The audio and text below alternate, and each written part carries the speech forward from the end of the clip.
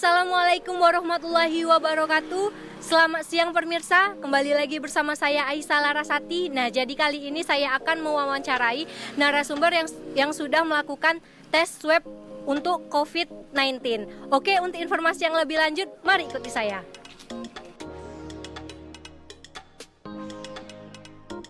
Kembali lagi bersama saya Aisyah Larasati. Jadi kali ini saya sudah bersama narasumber saya.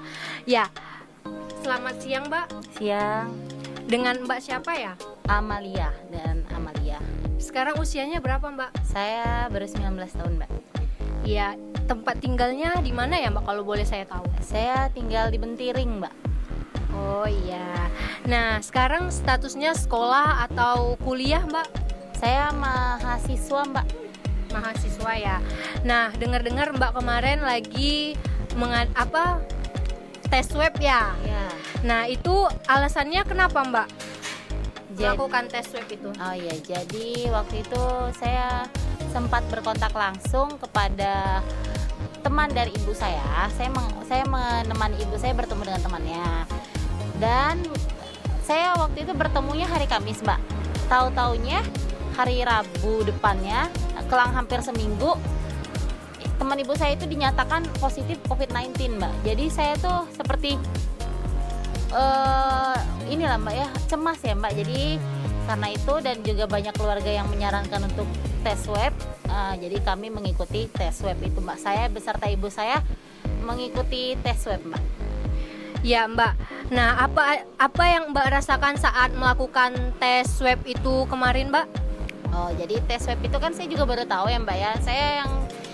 Saya sering lihat tapi saya belum pernah merasakan sebelumnya. Jadi yang saya lihat itu Mbak, orang tuh kayak diambil cairan dalam hidungnya kan. Nah, yang saya rasakan tuh seperti mereka menggunakan pipet, kayak pipa panjang gitu ya Mbak, kayak sedotan, dan itu dimasukkan ke dalam rongga hidung kita sampai menembus ke bagian tenggorokan Mbak. Jadi di situ tuh yang saya rasakan sakit ya Mbak, sakit, dan di situ kepala kita harus menghadap ke atas dan tidak boleh memejamkan mata. Nah, di situ saya sendiri merasakan batuk-batuk Mbak di situ, karena bagaimana ya Mbak, sakit gitu Mbak, ditusuk situ tuh ditusuk, diambil cairannya tuh lumayan sakit, dan juga setelah diambil cairannya tuh Mbak, air mata saya ini kayak ngalir aja gitu loh Mbak, karena sakitnya itu, dan telinga juga agak sakit ya Mbak. Habis itu yang kedua itu dia diambil cairan lagi dari tenggorokan Mbak. Jadi kayak ada kapas, pipa panjang yang ada kapasnya, mungkin seperti cotton bud Mbak, tapi lebih besar. Itu dicolok ya Mbak, apa gimana sih Mbak bahasanya itu, menurut saya itu kayak diambil cairan yang di dalam tenggorokan saya, dan itu rasanya tidak terlalu sesakit yang di hidung tadi Mbak. Iya Mbak, kira-kira hasil tesnya itu kapan ya Mbak sudah bisa dilihat? Kalau saya itu waktu itu Mbak gini, karena katanya nih alat dari Rumah Sakit Provinsi Bengkulu ini, Rumah Sakit